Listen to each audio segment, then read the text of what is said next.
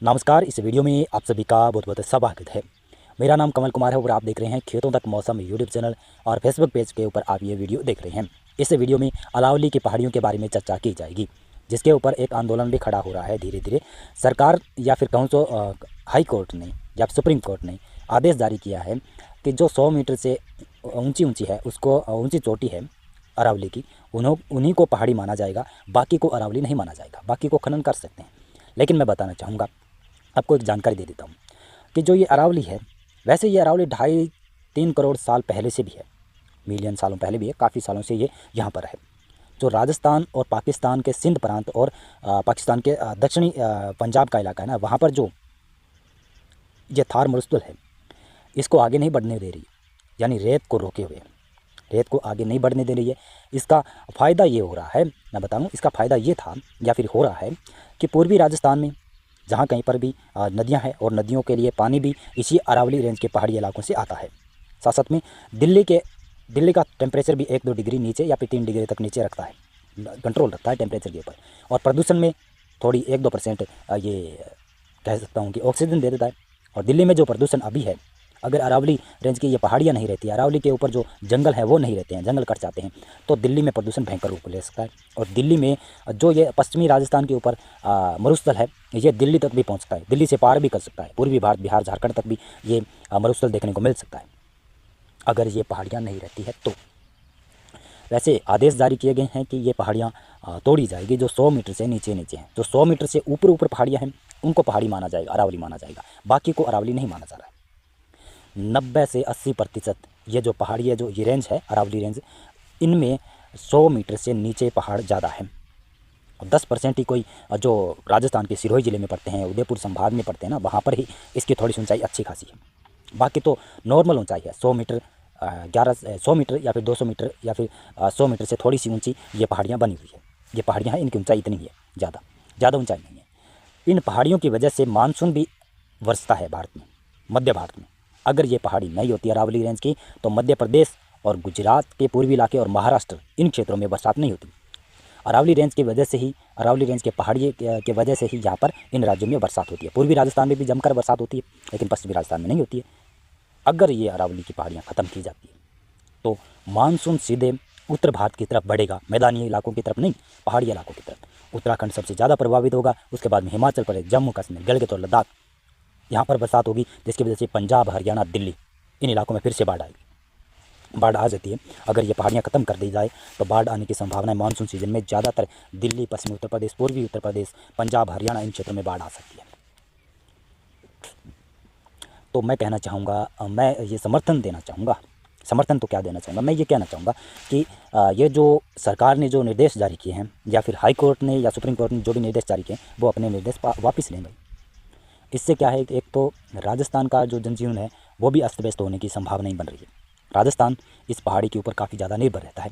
राजस्थान के अंदर जो भी जल स्रोत है वो इसी पहाड़ी से चलते हैं, या फिर नदियाँ हैं वो भी चलती है, और झीलों में भी पानी इसी पहाड़ी की वजह से आता है। और ये जो जंगल है अरावली रेंज के ऊपर, पहाड़ियों के ऊपर, ये भी प्रदूषण साफ करता है। तो अगर ये अरावली रेंज नहीं रहती है, इसको मान लो काट दिया जाता है सरकार द्वारा, तो आप लोग और मेरे जैसे लोग, कई लोग क्या, पूरे भारत के लोग, केवल उत्तर भारत के पहाड़ी क्षेत्रों को छोड़कर बाकी जो भारत का क्षेत्र है ना, वहाँ पर ये मरुस्थल फिर दोबारा से पैर अपना पसार सकता है। जो मरुस्थल पश्चिमी राजस्थान में है, वो मरुस्थल ये पहाड़ी कटने के बाद में जल्द ही बिहार तक, मध्य प्रदेश तक, उत्तर प्रदेश के पूर्वी इलाकों तक भी पहुँच सकता है। तो इसमें बहुत ज़्यादा नुकसान होगा। एक तो जो खेती लायक ज़मीन भी है वो इसी की वजह से है। बताऊं कैसे? मरुस्थल को इस पहाड़ी ने, अरावली रेंज ने पश्चिम की तरफ अपने रोका हुआ है, और इसके पूर्व में मैदानी क्षेत्र शुरू हो जाता है, जहाँ पर नदियाँ निकलती है, पठारी इलाका जहाँ पर ज़्यादा बरसात होती है। पूर्वी राजस्थान हो गया, दिल्ली भी इसके पूर्व में पड़ती है, इसकी वजह से दिल्ली में बरसात ज़्यादा होती है। हरियाणा का भी कुछ इसमें हिस्सा आता है, लेकिन दिल्ली, हरियाणा, इन क्षेत्रों के आसपास ये जो पहाड़ियाँ, ये थोड़ी सी ऊंचाई कम है। लेकिन जैसे जैसे राजस्थान में जाते हैं तो ऊंचाई ठीक ठाक हो जाती है। लेकिन 100 मीटर से तो ज़्यादा नीचे पहाड़ियाँ ही है, 80 से 90% पहाड़ियाँ हैं जो 100 मीटर से नीचे है। तो सरकार क्या करवाना चाहती है कि एक तो इन पहाड़ियों को कटवाना चाहती है, जंगलों को कटवाना चाहती है, और फिर प्रदूषण होगा। प्रदूषण के साथ साथ में, प्रदूषण तो हो जाएगा वैसे भी, फिर अपने को हर एक हर एक इंसान को ये भी ज़रूरत पड़ेगी, मास्क की ज़रूरत पड़ेगी, मास्क लगाए घूमना पड़ेगा। और साथ साथ में एक ऑक्सीजन की ढोलकी आती है, क्या जो सिलेंडर आता है उसको भी साथ में कैरी रखना पड़ेगा, क्योंकि धूल जो राजस्थान के पश्चिमी इलाकों में उड़ती है ना, वो पूरे भारत में हो जाएगी। और जो दमे के रोग हैं, सांस के रोगी हैं, उनको काफ़ी परेशानी होगी। तो मैं कहना चाहूँगा, सरकार को ये कहना चाह रहा हूँ, जो आपने ये निर्देश दिया है ना अरावली रेंज की पहाड़ियों को काटा जाए, खनन करने के लिए आपने ये आदेश दिया है, ये प्लीज़ आप वापस ले लीजिएगा। अन्यथा फिर कोई बड़ा आंदोलन भी हो सकता है। मेरे द्वारा नहीं होगा तो कोई नेता करेगा भी। वैसे भी आंदोलन कई इलाकों पर चल भी रहा है, आज भी चला, कल भी चला, कई इलाकों पर गिरफ्तारियाँ भी हो रही हैं। अगर बड़े स्तर के ऊपर ये आंदोलन होता है तो उसको मेरा पूरा समर्थन होगा। अभी इस वीडियो में तो इतना ही था, और आने वाले कल में अगर ये पहाड़ियाँ काट दी जाती है तो 10-15 साल में मौसम में इतना बदलाव हो जाएगा, मौसमी पैटर्न में इतना बदलाव हो जाएगा कि राजस्थान में तो बरसात नहीं होगी। जब मानसून आएगा तो तेज़ हवाएं चलेगी, केवल धूल उड़ेगी। पंजाब के उत्तरी इलाकों में थोड़ी बहुत बरसात हो सकती है, लेकिन पंजाब में बरसात और हरियाणा में बरसात नहीं होगी, तो भी वहाँ पर बाढ़ आई रहेगी हर मानसून सीजन में। तो ये भाई, सरकार ये निर्देश अपना वापस ले, और कुछ नहीं कहना चाहता मैं। और वैसे किसान भाई इससे ज़्यादा प्रभावित होंगे, और प्रभावित तो हर देशवासी होगा अगर इनकी पहाड़ी की चोटियों को अगर काट दिया जाता है, खनन किया जाता है, न तोड़ दिया जाता है, इनको सफाया किया जाता है, तो सरकार को तो कोई परेशानी नहीं है। लेकिन परेशानी ये है, आम लोगों को परेशानी होगी ना, क्योंकि सरकार के जो जनप्रतिनिधि हैं उनके बच्चे तो विदेशों में पढ़ने के लिए चले जाएंगे, वो भी अपने आप विदेशों में घूमने के लिए चले जाएंगे। लेकिन जिस प्रकार से मेरे जैसे लोग और आप जैसे लोग जो वीडियो देख रहे हैं, वो कहाँ जाएंगे, ये सोचो। वो उनको तो इसी देश में रहना। तो सरकार ये निर्देश वापस ले लें तो अच्छी बात है, अन्यथा भाई बुरी बात होने की संभावना है।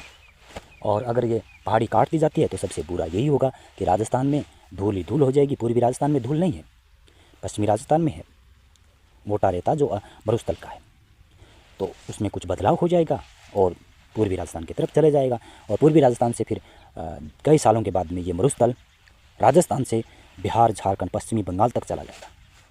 यानी इसके बीच में कोई पहाड़ी नहीं है, सिर्फ मैदानी इलाका है आगे, और इस मरुस्थल को फैलने से कोई भी नहीं रोक पाएगा। तो मैं कहूँगा ज़्यादा से ज़्यादा आप ये वीडियो देखें, और जो भी सरकारी कर्मचारी है उन तक ये वीडियो पहुँचाएँ। भाई आदेश वापस लो भाई, ये ऐसे आदेश आपने जारी कर दिए तो ये पहाड़ी तो ख़त्म हो जाएगी। पहाड़ी ख़त्म होने के साथ साथ में भारत की आधी सी जनजीवन व्यवस्था भी ख़त्म हो जाएगी। साथ में एक और बताऊँ मैं आपको कि इस पहाड़ी के ऊपर जो जीवन बसता है, वैसे पक्षी बसते हैं, कुछ जंगली जीव बसते हैं, उनका क्या होगा, वो मर जाएंगे। और जल स्तर, ज़मीन का भी जल स्तर है ना, उसमें भी गिरावट हो जाएगी, सूख जाएगी जब ये पहाड़ी साफ़ हो जाएगी तो, अरावली पहाड़ी। तो इसका विरोध करें भाई। अपने इस वीडियो को आप लाइक कर देना, और चैनल को आप सब्सक्राइब कर देना, और शेयर ज़रूर कर देना।